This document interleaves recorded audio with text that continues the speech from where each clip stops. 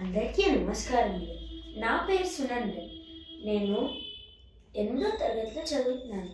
నా school code ఇవాళ నేను వీర్ సావర్కర్గా ఒక ఏకపాత్ర నేను చేయబోతున్నాను. వీర్ సావర్కర్ అతని జైలు శిక్ష నుంచి విడుదల చేసినప్పుడు చెప్పిన మనోగతం. నా పేరు వినాయక దామోదర్ సావర్కర్. నేను మా అన్నయ్యతో పాటు చిన్నతనంలోనే అభినవ భారత్ సొసైటీని ఏర్పాటు చేశాను. న్యాయవాద విద్య కోసం ఇంగ్లాండ్కు వెళ్ళినప్పుడు అక్కడ ఇండియా హౌస్ మరియు ఫ్రీ ఇండియా సొసైటీలో చురుకైన కార్యకర్తగా పేరు పొందాను. స్వాతంత్ర్యం కోసం విప్లవ పోరాటం చేస్తూ the Indian war of independence 1857 అనే పుస్తకాన్ని ఆంగ్లంలో రచించాను. ఈ పుస్తకాన్ని ఆంగ్లేయులు నిషేధించిన మన భారత స్వాతంత్ర యోధులకు ఈ పుస్తకం ఎంతో ఉపయోగపడింది.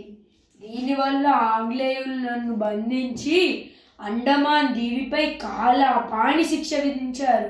అంటే 50 ఏళ్ల జీవిత ఖైదు. శిక్షకు భాగంలో సెల్యులార్ జైల్లో ఉన్న చోటులోనే మల మూత్రాదులు విసర్జిస్తూ ఆ ఆంగ్లేయుల నా జీవితాన్ని దుర్భరంగా చేసిన, రక్తాలు కారేలా కొట్టిన, నా దెబ్బలపైన ఉప్పు కారాలు చెల్లిన, మరిగే వేడి నీరు నా మీద పోసిన, తినడానికి తిండి తాగడానికి నీరివ్వకపోయినా నా పట్టుదల స్ఫూర్తి ఏమాత్రం తగ్గకుండా నా కళాన్ని ఆయుధంగా వాడాను. అర్ధ స్వరాజ్యం కాదు పూర్ణ స్వరాజ్యం అని ఎన్నో కవితలు పద్యాలు రాశాను. ఆ జైలు అధికారం నాకు కళాన్ని ఇవ్వకపోతే కార్యకర్తలు వంట బొగ్గులతో జైలు గోడలపై ఎన్నో పద్యాలు రాశాను. చివరికి నా చేతి గోడలను కలంగా వాడి గోడలపై ఎన్నో కవితలు పద్యాలను రాశాను. నా తోటి ఖైదీలను ఉరి తీయడం చూసిన నేను జైల్లోనే ఉండిపోతే ఇంకా ఏమీ చెయ్యలేనని అనేక క్షమాభిక్ష అర్జీలు ఆంగ్లేయులకు పెట్టుకున్నాను.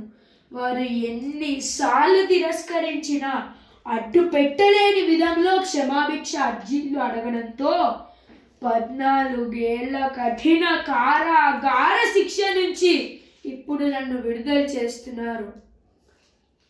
ఇటువంటి ఎందరో త్యాగాల ఫలితం మన నేటి స్వాతంత్రం.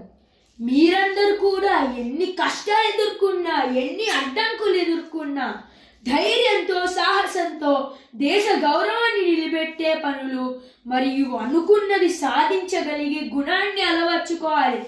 జై హింద్, వందే మాతరం. ధన్యవాదములు.